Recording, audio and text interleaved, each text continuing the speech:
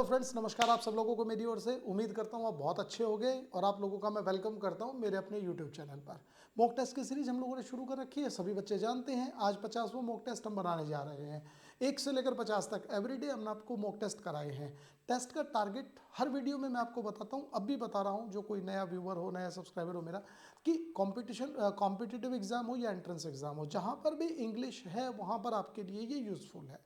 Okay, सो grammar का section है, vocab का सेक्शन है, ऑल ओवर हम कवर कराते हैं। मेन टारगेट हमारा ये कि आपको हम अच्छे से अच्छी प्रैक्टिस कराएं ताकि आपका जो स्कोर है वो एसएससी, बैंक, एनडीए के एग्जाम्स में जो है वो इम्प्रूव हो। ठीक है, तो स्टार्ट करते हैं हम लोग विदाउट जो है ना any further discussion. So now the time comes for your questions. The first section of our examination or our mock test is grammar. Okay, find an error in the following sentences. आपको गलती बतानी है कि जो sentence लिखा गया है इसमें क्या है। ठीक है, I had worked very hard, मैंने बहुत कड़ी मेहनत करी, बिल्कुल ठीक है सेंटेंस ये। I had worked very hard, okay, subject है, हेल्पिंग वर्ब है, मेन वर्ब है। Very hard on this project, इस प्रोजेक्ट के ऊपर, ये भी ठीक है। ऑन का यूज किसी प्रोजेक्ट पर जब काम करते हैं तो there we use on the correct form. Okay, ठीक है। And my boss was not satisfied, लेकिन मेरा जो बॉस है वो सेटिस्फाई नहीं था।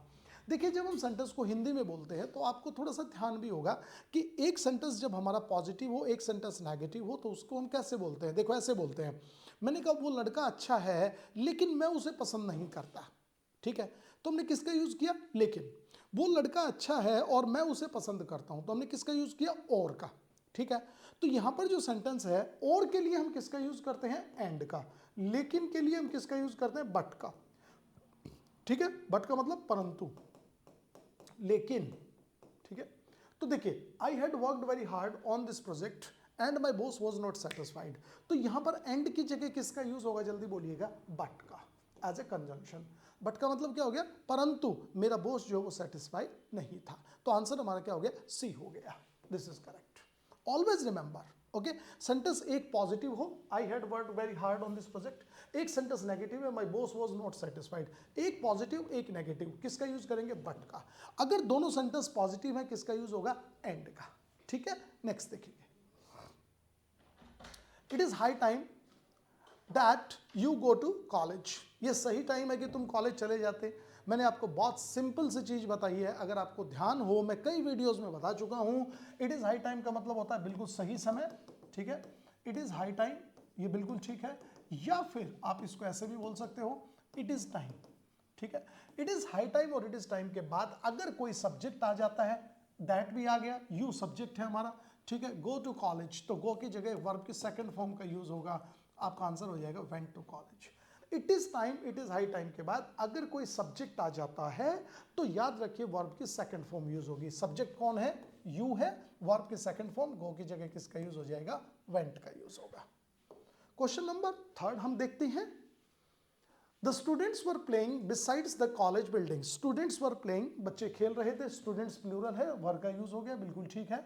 अच्छा, स्टूडेंट्स स्पेशल है, जो खेल रहे हैं उनकी बात हो रही है, दा का यूज हो सकता है।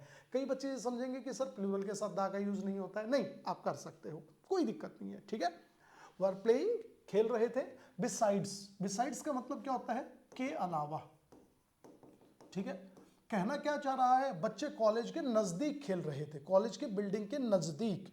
तो नजदीक के लिए बिसाइड्स का नहीं, किसका यूज होता है, बिसाइड का यूज होता है। बिसाइड का मतलब क्या होता है, के नजदीक। तो आंसर हमारा क्या हो गया, बी। बिसाइड्स की जगह किसका यूज करेंगे, बिसाइड का यूज करेंगे। ओके, नेक्स्ट क्वेश्चन देखेंगे।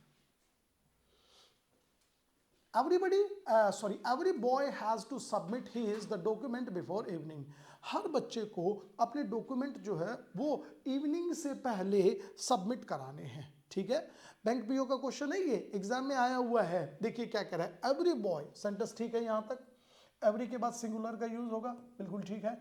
वर्ब भी सिंगुलर यूज होती है, बिल्कुल ठीक है। हैज है के बाद टू प्लस वर्ब की फर्स्ट फॉर्म एक ऐसे काम को डिनोट करता है जो हमें करना है, तो उसे जमा कराने हैं। ठीक है, sentence has to submit, okay. His किसके लिए यूज हुआ है, बॉय के लिए यूज हुआ है, बिल्कुल ठीक है। अब देखिए, हिज हमारा क्या है, पजेसिव एडजेक्टिव है। ठीक है, पजेसिव एडजेक्टिव की एक खास बात होती है, वो क्या होती है कि पजेसिव एडजेक्टिव ये है, तो ना तो इससे पहले आप आर्टिकल का यूज कर सकते हो और ना इसके बाद आर्टिकल का यूज कर सकते। आर्टिकल का मतलब ए एंड द ठीक है, ना तो पहले यूज होगा ना बाद में यूज होगा। सेंटेंस क्या दिया गया, हिज डॉक्यूमेंट, ठीक है, तो हिज आ गया, द का यूज नहीं होगा, हिज डॉक्यूमेंट। ये ध्यान रखना है, 2-3 बार ये क्वेश्चन एग्जाम में आ चुका है, आप इसको भूलेंगे नहीं। ओके, नेक्स्ट देखेंगे। अगले सवाल में क्या कह रहे हैं, देखिए question number 5, she invited all her daughter in laws, उसने अपने सारे डॉटर इन लॉज को इनवाइट किया था, कहाँ पर, to the grand party last week, ठीक है, पिछले हफ्ते जो ग्रैंड पार्टी हुई थी उसमें अपनी सभी डॉटर इन लॉज जो थी उसको उन्होंने इनवाइट किया था, ठीक है। पहली चीज समझनी है, देखिए इसमें 2-3 चीजें यूज हुई हैं, एक तो लास्ट वीक वर्ड यूज हुआ है, ठीक है।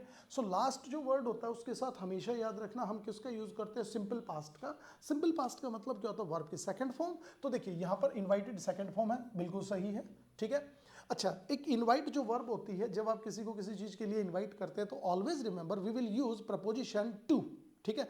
I invited him to the party, okay. तो always remember here to is also used, कहाँ इनवाइट किया, पार्टी के लिए। No where the error is, the error is very simple in the part B. B part में क्या गलती है, all her daughter in laws, ठीक है। तो पहली चीज याद रखनी है, देखिए ऑल का यूज हो गया, हर का यूज हो गया, ये बिल्कुल सही है। आप ऐसा कभी मत बोलना her all daughter in laws, ये गलत होता है, ठीक है। तो ऑल हर ये सही है। डॉटर इन लॉज एक कंपाउंड नाउन है, ठीक है। कंपाउंड नाउन का मतलब होता है ऐसा नाउन जो एक दो या दो से अधिक वर्ड से मिलकर बना हो। तो डॉटर इन लॉ में 3 है, ठीक है। तो यहाँ पर जब भी हमें कंपाउंड नाउन का प्लूरल बनाना होता है तो हम कैसे बनाते हैं, जो मेन वर्ड होता है ना उसके साथ हम एस या एस का यूज करते हैं। तो लॉज की बजाय एस कहाँ पर यूज हो जाएगा, यहाँ पर यूज हो जाएगा। जैसे कि फादर्स इन लॉ, ये सेंटेंस आपका, ये वर्ड बिल्कुल सही है। अगर आप इसको बोलेंगे फादर इन लॉज तो ये लॉज गलत हो जाएगा, समझ रहे हैं, एस का यूज नहीं होगा, बहुत सिंपल है ये।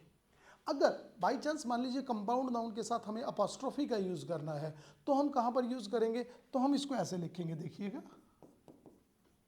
फादर इन लॉज डेथ, ये लीजिए। अब ये सही है, बिल्कुल करेक्ट। अब आप इसको ऐसे लिखेंगे तो ये गलत हो जाएगा, फादर्स, ये गलत है, इन लॉ, इसको आगे लिख देता हूं, ठीक है, ये रॉन्ग है। So without wasting any kind of time, we will go for answer B, because daughters-in-law, not daughter-in-laws.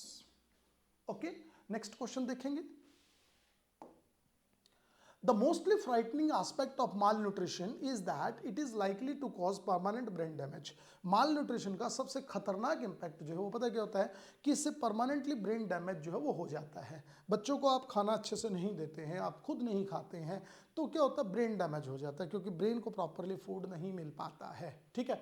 So the mostly frightening aspect of mall nutrition, ठीक है, माल न्यूट्रिशन के बारे में बता रहा है। माल न्यूट्रिशन जो है एज ए नाउन के रूप में काम कर रहा है। माल न्यूट्रिशन, कुपोषण का सबसे डराने वाला एस्पेक्ट क्या है, एस्पेक्ट भी नाउन हो गया, the aspect of mall nutrition, ठीक है। तो इससे पहले जो वर्ड यूज हुआ है ये एज एन एडजेक्टिव यूज हुआ है, ठीक है। सो जब एज एन एडजेक्टिव यूज होगा, फ्राइटनिंग मतलब डराने वाला, डराने वाले में भी सबसे ज्यादा डराने वाला, तो यहाँ पर मोस्टली की जगह किसका यूज करेंगे, मोस्ट का यूज करेंगे, मोस्ट फ्राइटनिंग। क्यों, मोस्टली तो एडवर्ब के रूप में यूज हो जाएगा, तो यहाँ क्या हो जाएगा, मोस्ट फ्राइटनिंग, सुपरलेटिव डिग्री के रूप में यूज हो गया, सुपरलेटिव से पहले दा का यूज हुआ है। He is the most intelligent boy, बिल्कुल सही है, मोस्ट इंटेलिजेंट सेंटेंस सही है। मोस्टली इंटेलिजेंट गलत है, ठीक है। तो ऐसे ही the most frightening aspect of, क्योंकि मेन इसमें जो है वो क्या है, नाउन है, एस्पेक्ट ऑफ हमारा माल न्यूट्रिशन, ठीक है, is that it is likely. Likely का मतलब संभावना, लाइकली का मतलब होता है संभावना, पॉसिबिलिटी, और लाइकली के बाद हमेशा याद रखिएगा टू प्लस वर्ब की फर्स्ट फॉर्म यूज होगी। तो देखिए टू कॉज, बिल्कुल ठीक है, परमानेंट ब्रेन डैमेज, बिल्कुल ठीक है, ठीक है। सो आंसर हमारा क्या हो गया, ए हो गया।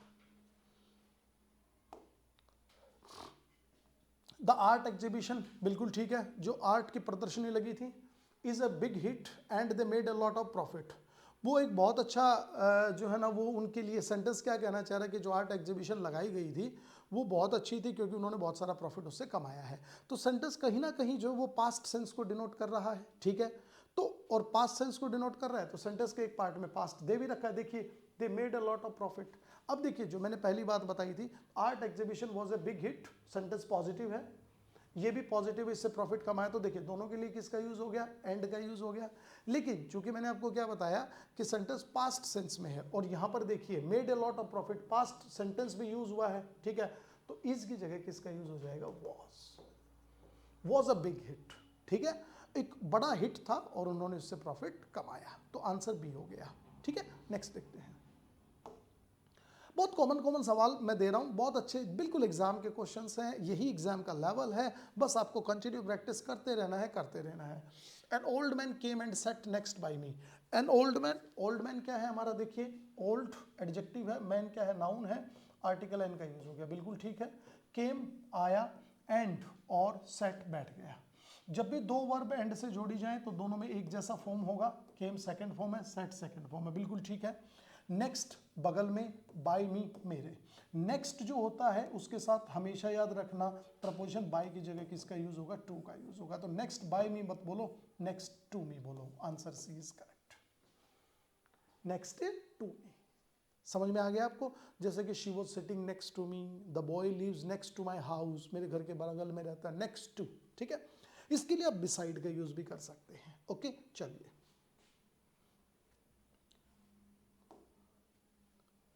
Many boys had already begin dancing, बहुत सारे बच्चों ने पहले ही डांस करना शुरू कर दिया था। सेंटेंस कहना चाह रहा है, मैंने आपको कई बार बताया है, ध्यान करेंगे। पहली चीज क्या है कि मैनी का यूज हो गया, मैनी के बाद प्लूरल यूज हो गया, बिल्कुल ठीक है। हैड प्लस वर्ब की थर्ड फॉर्म का यूज होता है, already as an adverb use हो रहा है, पहले से ही शुरू कर दिया था। ठीक है, वर्ड क्या यूज हुआ है, बिगिन। ठीक है, बिगिन की सेकंड फॉर्म क्या होती है, बिगेन, लेकिन हेड के बाद वर्ब कौन सी लगानी है, थर्ड फॉर्म। तो क्या हो जाएगा, बिगिन की थर्ड फॉर्म जल्दी बताइए, बिगन। तो हेड बिगिन की जगह बिगन। ठीक है, मैंने आपको कई बार बता रखा है, क्वेश्चन करने की ट्रिक होती है, कुछ एक रूल्स होते हैं जो वो एग्जाम में बार बार पूछता है। तो कैसे करोगे आप उनको, तो जैसे ही आपको हेड दिखा तो आपने के दिमाग में एक बात क्लिक होनी चाहिए कि वर्ब की थर्ड फॉर्म ढूंढूं मैं कहां पर है। तो थर्ड फॉर्म कहां पर है, तो देखेंगे बिगिन, बिगेन, बिगन, अरे ये रहा, आंसर सी हो गया। ठीक है, ये बेसिक चीजें होती हैं। जैसे और हम करेंगे, फॉर एग्जाम्पल क्वेश्चन नंबर 10 देखिए, by and large, by and large मतलब आखिरकार। ठीक है, पीपल आर जज्ड, लोगों को जज किया जाता है। देखिए सेंटेंस में इज एम आर के साथ जज आ रहा है, इसका मतलब दिमाग में एक चीज होनी चाहिए कि ये सेंटेंस पैसिव वॉइस में है। ठीक है, पीपल आर जज्ड हो गया, बाय का यूज हो गया कि नहीं हो गया, लोगों को जज किया जाता है, कैसे, हाउ मच दे अर्न, कि वो कितना कमाते हैं। ठीक है, हाउ मच दे अर्न, वो कितना कमाते हैं। अब यहां पर देखिए हाउ मच का यहां पर मतलब क्या है, कितना, ये भी सेंटेंस ठीक है। दे क्या हो गया, पीपल के लिए यूज हुआ है, तो वर्ब की फर्स्ट फॉर्म यूज होगी, सेंटेंस करेक्ट है, कोई गलती नहीं है, नो एरर।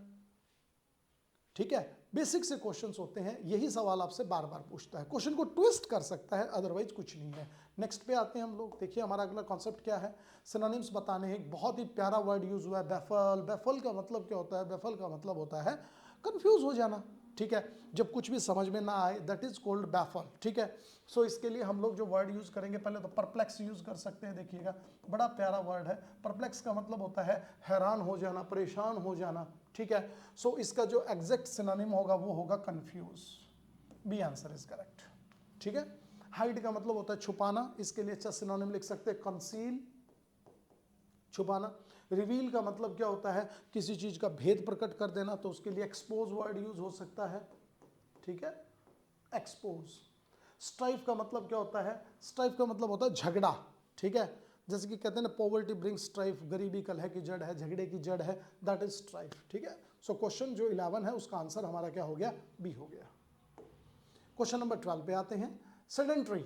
ठीक है, सेडेंट्री का मतलब क्या होता है, सेडेंट्री का मतलब होता है, you can say that sedentary word is used for those who are not active. ठीक है, जो बहुत ज़्यादा एक्टिव ना हो, तो उसके लिए वर्ड क्या यूज होता है, सेडेंट्री यूज होता है। ठीक है, जो बिना किसी चीज़ के हो, तो इसका जो करेक्ट आंसर होगा, इसके लिए अच्छा वर्ड यूज कर सकते हैं लैक्स, मैं कई वीडियोज़ में बता चुका हूँ। लेथार्जिक, बिल्कुल ठीक है। ओके, ठीक है ना, ये हो जाएगा। तो इसका आंसर क्या हो जाएगा, सिनोनिम डॉर्मेंट। डॉर्मेंट का मतलब क्या होता है, सुस्त पड़ जाना, जो आदमी एक्टिव ना हो, दैट इज कॉल्ड डॉर्मेंट। ठीक है, डॉर्मेंसी। स्टैंड स्टिल का मतलब होता है जब कोई काम करे और वो ज्यों का त्यों रुक जाए, that is called stand still. ठीक है, हार्मफुल, नुकसानदायक, अनोइंग, नाराज करने वाला। ठीक है, चलो एंटोनिम बताना है। एंटोनिम है रिजॉइस। रिजॉइस का मतलब होता है खुशी। ठीक है, इसके लिए अच्छा वर्ड यूज कर सकते हैं, मैं कई बार बता चुका हूँ, मर्थ, बिल्कुल अच्छा वर्ड है। ठीक है, हिलारिटी भी हो सकता है, हिलारिटी का मतलब होता है खुशी। ठीक है, कॉमिकलिटी भी हो सकता है। ठीक है, ग्ली अच्छा वर्ड है, देखिएगा ग्ली का मतलब होता है खुशी, हिलारिटी, मर्थ, कॉमिकलिटी, इन सब का मतलब होता है खुशी। ठीक है, अच्छा, इसका ऑपोजिट क्या हो जाएगा? हेट। ठीक है, नहीं, हेट माने तो नफरत करना होता है, तो गलत हो गया। लेमेंट, लेमेंट का मतलब क्या होता है? विलाप करना, रोना। ठीक है, सो रेजॉइस का उल्टा क्या हो जाएगा? लेमेंट। एंटीपैथी का मतलब होता है हेट, घृणा करना। चीट का मतलब किसी को धोखा देना। ठीक है, तो ये हो जाएगा। ओके, नेक्स्ट देखेंगे। क्वेश्चन नंबर 14 में क्या कह रहा है? प्रीडोमिनेंट। प्रीडोमिनेंट का मतलब क्या होता है? प्रीडोमिनेंट का मतलब होता है प्रीडोमिनेंट, यानी कि जो चीज सबसे पहले आती हो, जो हाईलाइट हो जो चीज, दैट इज कॉल्ड प्रीडोमिनेंट। ठीक है, आप हाईलाइट बोल सकते हैं इसको, बड़ा अच्छा सिनोनिम जो है इसके लिए यूज हुआ है। तो इसका एंटोनिम बताना है। एंटोनिम का मतलब क्या होता है? अभी जो चीज हाईलाइट हुई हो, इसका मतलब बहुत ज्यादा है, तो इसका ऑपोजिट क्या हो जाएगा? Exact word is trivial.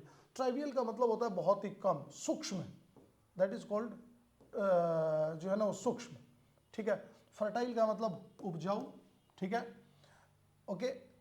अच्छा, सुपीरियर, अच्छा, एक्सट्रीम, बहुत ही ज्यादा। सो आंसर क्या हो गया हमारा? प्रीडोमिनेंट का ट्राइवियल। ट्राइवियल का मतलब सूक्ष्म। इसके लिए अच्छा वर्ड यूज कर सकते हैं आप, paltry, PALTRY, paltry. A answer is correct. Quick on the trigger, idiom बतानी है। क्विक ऑन द ट्रिगर का मतलब होता है जो बड़ी जल्दी ट्रिगर पर उंगली रख दे, that is called quick on trigger. तो इसका आंसर हो जाएगा क्विक टू रिस्पॉन्ड, स्पीड से रिस्पॉन्ड कर दे। ठीक है, quick on trigger. Okay, an intelligent person नहीं होगा, गुड सोल्जर नहीं। C answer is correct. Choose the correctly spelled word. A की स्पेलिंग सही चुननी है एंड और 3 गलत हैं। ए आंसर जो है वो सही है, एमनेशिया, भूलने की बीमारी। A answer is correct. ठीक है, नेक्स्ट देखेंगे। To try to settle a dispute between 2 other parties, 2 parties के बीच में किसी झगड़े को शांत करना, दैट इज कॉल्ड। देखिए, इंटीमेट का मतलब होता है किसी को जानकारी देना। ठीक है, मेडिकेट, किसी को दवाई देना। मीडिएट माने होता है मध्यस्थता करना। C answer is correct. Meddle का मतलब होता है बीच में टांग अड़ाना। ठीक है, जैसे 2 आदमी बात कर रहे हैं, ओके, और उनके बीच में जाके अपनी टांग अड़ाना, दैट इज कॉल्ड मेडल। ठीक है, don't to meddle in others matter, बोलते हैं कि नहीं बोलते? दूसरे के मामलों में टांग मत अड़ाओ। अच्छा, इसके लिए एक अच्छा वर्ड और यूज कर सकते हैं हम, पोक द नोज। एक इडियम होता है, पोक द नोज। ठीक है, पोक द नोज का मतलब होता है जैसे कि नाक अड़ाना, मतलब दूसरों के बीच में जाके, ठीक है ना, ऐसे यू करना, नाक अड़ाना, दैट इज कॉल्ड पोक द नोज। सो इसका मतलब भी टांग अड़ाना होता है। तो मेडल का वर्ड अगर आपसे कभी दोबारा पूछ ले तो दैट इज पोक द नोज, बिल्कुल सही है। मीडिएट का मतलब होता है 2 लोगों के बीच में जाना, लेकिन जाकर उस मामले को शांत कराना, दैट इज कॉल्ड मीडिएट। ठीक है, याद रखना। तो आंसर क्या हो गया हमारा? सी हो गया। क्वेश्चन नंबर 18 पर आते हैं। A vivacious and lively experience is said to be. ठीक है, एक बड़ा अच्छा अनुभव किसी भी चीज़ का, बड़ा जब हम लोग पॉजिटिव फील करते हैं जहाँ पर जाते हैं, उसके लिए जो वर्ड यूज होता है ऑसम, शानदार हो सकता है। लेकिन क्या करें, वाइवसियस एंड लाइवली एक्सपीरियंस जो बड़ी एनर्जी दे, तो वो जो है ना वो ऑसम से ऊपर होता है। सो इसके लिए हम वर्ड यूज करेंगे स्किंटिलेटिंग। स्किंटिलेट का मतलब क्या होता है? बहुत ही ज्यादा जोश जो आपके अंदर भर दे। ठीक है, सूदिंग का मतलब होता है आराम देने वाला, आरामदायक, दैट इज कॉल्ड सूदिंग। ठीक है, सिनिक का मतलब भी शानदार, औसम का मतलब भी शानदार होता है। यस, एक्टिव वॉइस बनाना है। The boy laughed at the lame man, लंगड़े आदमी के ऊपर बच्चा जो है वो हंसने लगा। बिल्कुल आसान है। एक्टिव पैसिव जब भी बनाते हो सिंपल सी ट्रिक याद रखनी है कि वर्ब को पकड़ लेना है। Verb laughed second form use हुई है, सेकंड फॉर्म यूज हुई है, दिमाग में घंटी बज जानी चाहिए कि वॉज वर्ब प्लस वर्ब की थर्ड फॉर्म का यूज होगा। वॉज वर्ब प्लस वर्ब की थर्ड फॉर्म देख लेंगे जरा, ये रही, ये रही, ये रही। ठीक है, हैड बीन गलत है, लाफ्ड लाफ्ड लाफ्ड। अच्छा, ये तो सही है। अब दूसरी ट्रिक क्या याद रखनी है कि ऑब्जेक्ट को सब्जेक्ट बनाएंगे। ऑब्जेक्ट कौन है? लेम मैन है। ये रहा लेम मैन, ये रहा lame man. The boy was laughed at, boy तो सब्जेक्ट था, इसको तो चेंज करेंगे, गलत हो गया। चलिए, the lame man was laughed, ठीक है, बाय द बॉय, सेंटेंस गलत हो गया। क्या हो जाएगा? Laughed at by the boy. B answer is correct. At और बाय दोनों यूज हो सकती हैं, कोई फर्क नहीं है। बाय का यूज बॉय के लिए हुआ है, लाफ्ड एट लेम मैन के लिए यूज हुआ है। Answer B is correct. Next देखेंगे। The girl said how happy I am. Sentence जो है वो एक्सक्लेमेटरी फॉर्म को डिनोट कर रहा है। लड़की ने कहा खुश होके कि मैं कितनी खुश हूं। ठीक है, सो जब भी एक्सक्लेमेटरी सेंटेंस का हम लोगों को नारेशन बनाना होता है तो उसका एक सिंपल ही तरीका होता है कि पहली चीज़ एक्सक्लेमेटरी है तो एक्सक्लेम्ड में ही चेंज होगा, सैड में चेंज ना करें आप लोग, काट दीजिए, ठीक है। दूसरी बात, इन्वर्टेड कॉमास की जगह हमेशा दैट का यूज़ होगा, तो दैट और दैट दोनों जगह यूज़ हुआ है। हाउ का यूज़ हुआ है, हाउ को किस में चेंज कर देते हैं, वेरी में चेंज कर देते हैं, ठीक है। सो देखिए अब ये हाउ आ गया, अब यहाँ पर वेरी है क्या, नहीं है, तो आपको ज़्यादा सोचना नहीं है, आपका आंसर हो गया, ए इज़ करेक्ट, ठीक है। फिर भी हम 1 मिनट के लिए बना देते हैं, आई फर्स्ट पर्सन है, अकॉर्डिंग टू सब्जेक्ट शी हो गया, इज एमआर को वॉज ओवर में चेंज कर दिया, वेरी हैप्पी करेक्ट हो गया। इस तरीके से आप क्वेश्चंस को बनाइए, ठीक है। थोड़ा सा आंसर को यूज करें, कॉमन सेंस का यूज करें, क्वेश्चन हो जाते हैं। नेक्स्ट देखेंगे, अच्छा क्लोज टेस्ट आ गया, a healthy body is necessary for the development of the, ठीक है। हेल्दी बॉडी जो है नेसेसरी है, जरूरी है किस चीज के लिए, तो आगे ऑप्शन दे रखा है विजडम, ठीक है। गैप है, गैप में क्या भरना है, ट्रिक बता रखी है, क्या ट्रिक है कि गैप में क्या आएगा, ओके विजडम इज नाउन, बिल्कुल सही है, तो इसका मतलब कहीं ना कहीं यहाँ नाउन ही भरना है, ठीक है। हीलिंग वर्ब का काम कर रहा है, गलत है। नॉमिनेट भी क्या है, वर्ब है, नॉमिनेट का मतलब होता है किसी को नियुक्त करना, नॉमिनेट हो गया, गलत, वर्ब नहीं आएगी, तो क्या आएगा, नाउन आना है। इंटेलेक्ट और बेनेवोलेंस, बेनेवोलेंस का मतलब होता है दानशीलता, तो क्या है, हेल्दी बॉडी दानशीलता, दानी बनाने के लिए जरूरी है, गलत हो गया सेंटेंस, किसका यूज हो जाएगा, सी इंटेलेक्ट, आपकी होशियारी बनाने के लिए हेल्दी बॉडी जरूरी है। Every human being should exercise daily, अब अच्छा कारण बता रहा है कि हमें हेल्दी हम कैसे रह सकते हैं, तो उसके लिए हमें एक्सरसाइज करनी चाहिए, एक्सरसाइज डेली टू, हमें एक्सरसाइज क्यों करनी चाहिए, ताकि हमारी गुड हेल्थ, जो अच्छी हेल्थ है वो बन सके, ठीक है। टू, अब देखिए टू आ गया, टू का मतलब यहाँ पर क्या है, गुड हेल्थ नाउन है, तो यहाँ पर वर्ब का यूज करेंगे हम लोग, ठीक है। टू तो क्या हो जाएगा, good health, start, start good health क्या होता है, कुछ नहीं होता, लेजिस्लेट गलत है, ठीक है, ये गलत हो गया। रिक्लेम का मतलब होता है किसी चीज पर फिर से दावा करना, ये भी गलत है। सिंपल सा वर्ड क्या यूज होगा, मेंटेन यूज होगा, ये कॉमन सेंस था, टू मेंटेन गुड हेल्थ। हर आदमी को एक्सरसाइज करनी चाहिए अगर वो अपनी हेल्थ को मेंटेन करना चाहता है तो, ठीक है। आगे चलेंगे, फिजिकल एक्सरसाइज, ठीक है। अच्छा अगर आप फिजिकल एक्सरसाइज करते हैं तो आपकी फिजिकल फिटनेस बहुत अच्छी रहेगी, ठीक है। तो क्या हो जाएगा, इंश्योर्स, इंश्योर्स, इनस्नेयर, इंटेंगल का मतलब तो उलझाना होता है। अब तो कि दो वर्ड दिए गए, ए और सी, इंश्योर्स और एंश्योर, ठीक है। इंश्योरेंस का मतलब होता है बीमा करना, और एंश्योर का मतलब होता है किसी चीज की गारंटी होना, किसी चीज की तसल्ली देना, ठीक है। सो आप क्या कह रहे हैं ये सेंटेंस में, देखिए जरा, फिजिकल एक्सरसाइज जो है वो फिजिकल फिटनेस की गारंटी है, इस बात की तसल्ली है। सो आंसर क्या हो जाएगा, सी इज करेक्ट, एंश्योर्स, ठीक है। एंश्योर का मतलब तसल्ली देना, इंश्योर का मतलब किसी चीज को इंश्योर करना, उसका बीमा करना, ठीक है। C answer is correct. It makes human beings mentally, ठीक है, कैसा बना देता है मेंटली, जल्दी बोलिएगा, अलर्ट, ठीक है। अकीन, अकीन का मतलब तो चाहना होता है, गलत है। इंसाइटफुल मतलब होता है किसी चीज़ों को गहराई से सोचने वाला, ऐसा तो नहीं बनाता, कैसा बना देता है, अलर्ट बना देता है। सचेत, दिमाग जो है वो एक्टिव होकर काम करने लग जाता है, दैट इज माइंडफुल, फिर वही बात, ज़्यादा सोचने वाला तो माइंडफुल नहीं करेगा, क्या करेगा, अलर्ट करेगा। It makes human beings mentally alert, physical exercise is required to, किस चीज़ के लिए ज़रूरी है, तो रिक्वायर्ड टू, टू आ गया, टू के बाद किसका यूज़ होगा, वर्ब का यूज़ होगा, तो हम लोग क्या करेंगे, जल्दी बोलिएगा, टू इनहेल, इनहेल का मतलब होता है सांस को अंदर लेना, ठीक है, गलत, तो आंसर क्या हो जाएगा, एसेंट स्वीकृति देना, अप्राइज नहीं, digest, B answer is correct, to digest the food properly. तो ऐसे 25 क्वेश्चंस मैंने आपको कराए, रेगुलर मैं आपको ये चीज़ें कराते रहूंगा, प्लीज डू सब्सक्राइब यार, थैंक्स फॉर वॉचिंग।